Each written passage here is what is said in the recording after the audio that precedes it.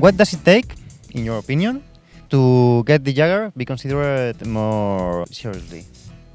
I think for me, I really would like to have a serious reach out to the public, to the media, and that's why we have to have some sportive minimum, like people wearing shoes and wearing jerseys, not going topless. And I think it's also important to demilitarize the speech of Jugger, to not call it weapons, to not call it kill somebody or something, but to really make it a sport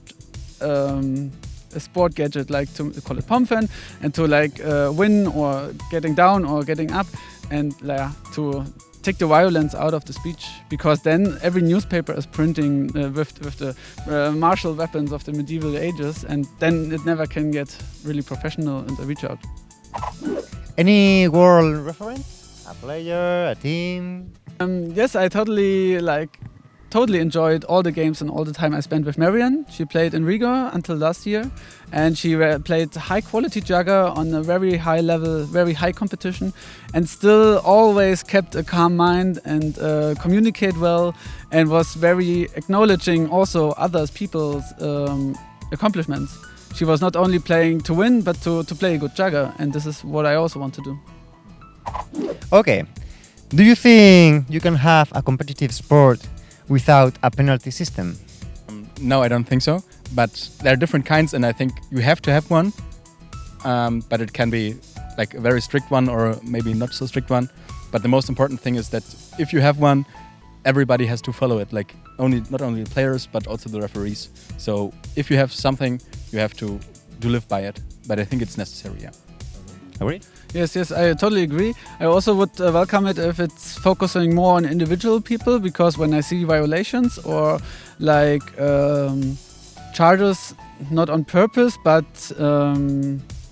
they just take it into account that maybe they can hurt people. These are very little amount of people, and it would be nice to penalize these people individually and not the whole team. So, yeah. Okay. Craziest rules you have survived? I want to say the German double. Right now we have the double system only if you hit, nobody can decide which was first, it's a double. But back then it was, if you started the attack, it still counts even if you're hit. And with the chain, I think it was 1 or 2 stones where the ball still could fly and would hit another player, the player would still be down. So it was a relevant tactic back then as an anti-chain to just run in, because you started here and then you hit, even if you're hit before, you still can get the chain down and it's a win for you. So it's always a double. Kamikaze strategy.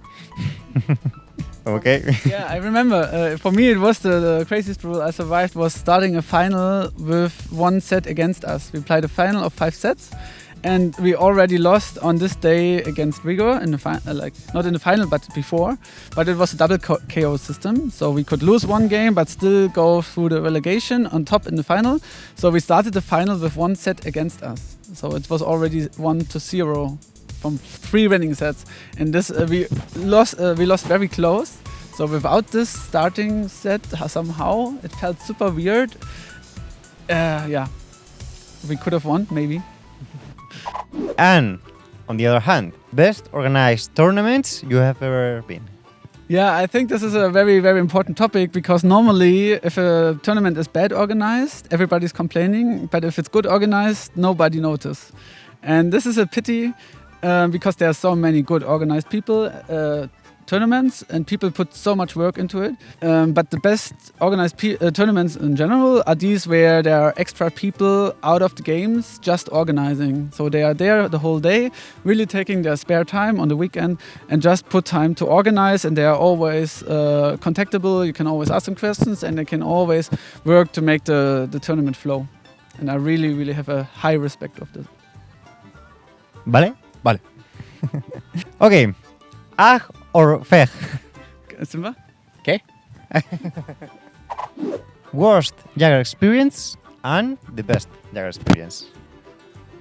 I don't really know about the worst, actually. I don't. Maybe I forgot them. I don't know. But the best one definitely was playing the. I think it was even called World Championship in Darmstadt, 2018. I think it was, because I was playing with Zonenkinder. It was the first time for me, and they really took me in, and I could be playing with them. And yeah, I think I played a very well final, and watching the video a lot, where I'm playing them.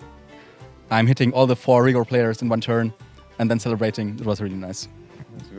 Worst experience is when the team is not working and people get angry at each other. We already had this. We also had tears and really a big twist in some teams. So it's always very sad when this happens.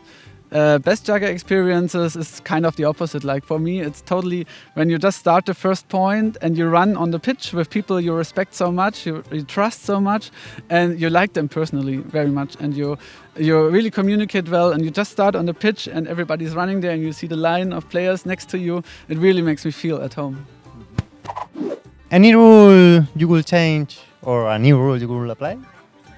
Yeah. For me, it would be that people have to call when they are not hit.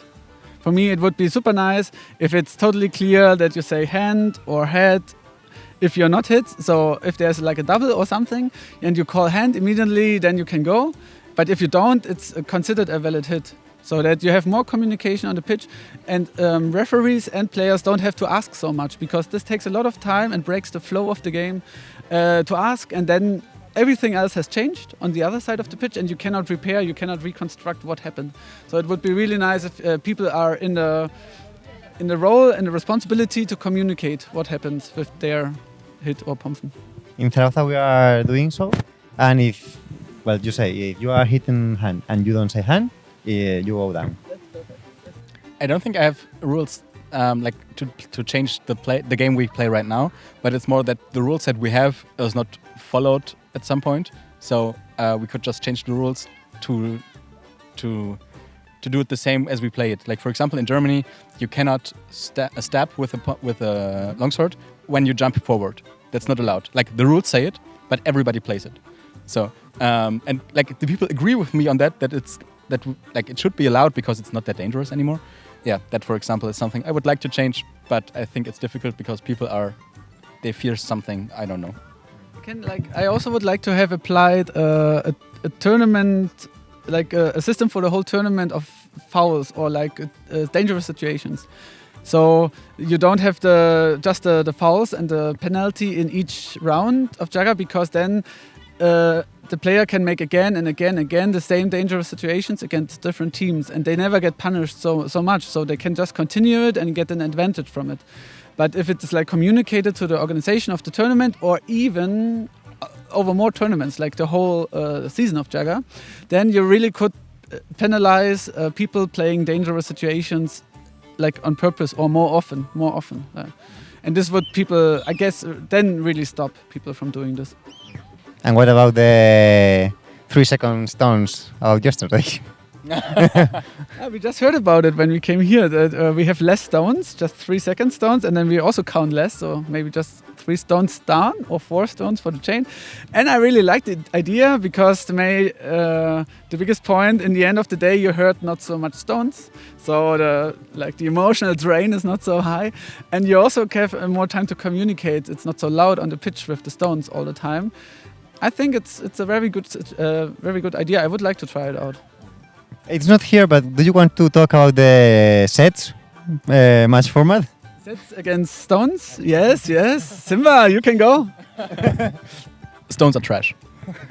Just don't play stones. Just play sets. They're way better in everything. Yeah.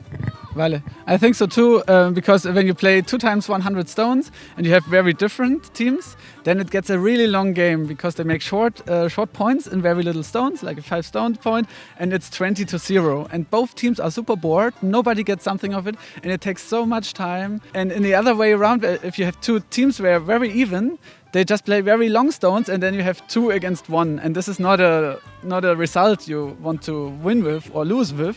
So if you have a very good game, it's very short. If you have a very boring game, it's very long with the stones. But with the sets, it's always, if it's a very boring game, like you have a high difference, then it's very quick over. you have just 5-0, 5-0, and it's done, and everybody is okay with it. And if you have a very tight game, you have 5-4, 4-5, and it's longer. So I think it's just so much more advantages. But you can put a limit. When someone reaches 10, the match is over. To prevent 13-0, for example. It's possible, yeah, it's possible as well. Just an idea. But then you just have a set again, a 10-0, like then. But you play also with the time. If you are losing, Yeah. you are not interested in a paused game. You have to, you know. Yes, yes. It's another vector of the game, Yeah. more complex. But I'm open to both formats. I'm already a big fan if organizations just try it out, like tournaments just try it out, and if they organize the tournament, they have the right to try it out, and then we see how it goes. A lot of people will hate it, and a lot of people will talk trash about it, of course, like they always do. But if you just try it out, and then suddenly we find out it's awesome, then we just do it. And if we can abandon it, we never do it again. Fine. Completely agree. They ask also about the safest strategy, in your opinion. Is there one? To win the duel. Just win the duel, and everybody does it, so you most certainly get the point. It works on paper. Do the right thing at the right time without any mistakes, I think is pretty certain way to win. Okay, last 3 questions. Would you allow the stab to stab? If it has a soft tip, yes. I don't think it's necessary, so I'm not open heavily against it, but I don't think it's necessary. So I don't think there's a need for a change. It's more for simplification. What do you think about worldwide Jugger around the world, and specifically in Jugger Argentina? Yeah, sadly, I had no chance to go to South America by now, so I don't know how Juggers played there, and I haven't met people from there. But if the chance comes up, I'm very up for it. I think it's just so nice that Jugger is spreading more and more over the world.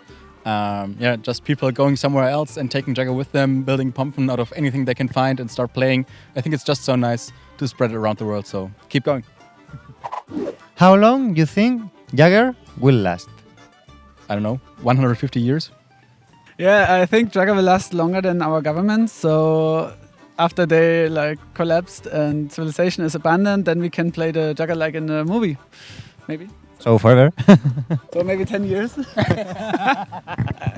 And that's it. Do you want to say something to the camera?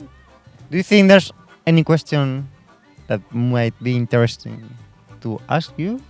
Maybe not, because I'm a really good interviewer. I always have to say, I also have a very high respect for people who are doing social media on Jugger and putting it to so more people can know about it, and people who already know about it can discuss some points or keep in touch. So thanks to you for doing the interview and for doing the good work with the videos. I think they are super important.